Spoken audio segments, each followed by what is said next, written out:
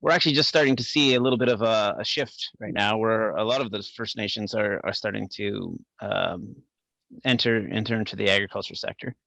I think currently their focus is mostly on self-sustainability. So they're starting farms to produce vegetables, to produce fruit, to produce meat, to subsidize, their current access to food. Unfortunately, due to climate change and other environmental impacts, we're seeing a reduction in moose populations here in the north. We're seeing a reduction in salmon populations in the north. And I think a lot of the First Nations here are recognizing that in order to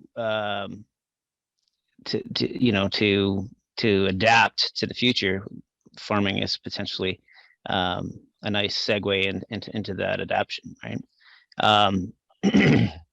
What's nice is that these First Nations aren't necessarily taking a traditional colonial approach to farming. They're looking at it mostly, from my experience, the First Nations that I've been working with a permaculture approach or a regenerative farming approach. So taking some of their ethics and values that they apply from being on the land and applying that in a traditional farm setting.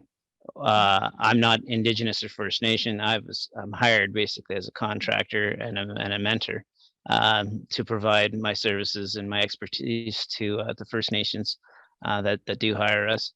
So right now, that seems to be how they're learning, is they're hiring individuals like myself that have the expertise and the experience. We do a lot of mentoring.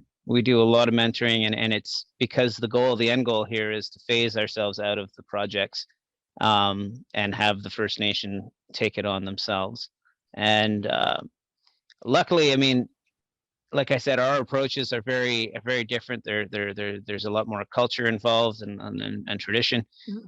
A lot of the elders come into the farm and take part there at the farm.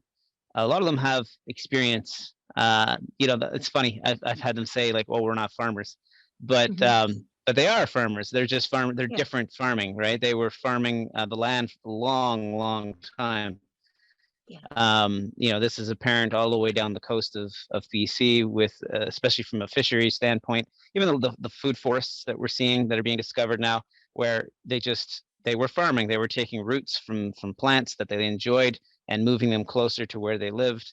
They were just basically recreating the area nearby and making it easier to access food.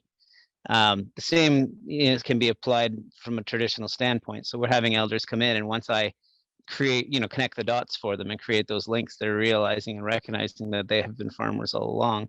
And now they're just shifting gears and moving into, a more traditional avenue.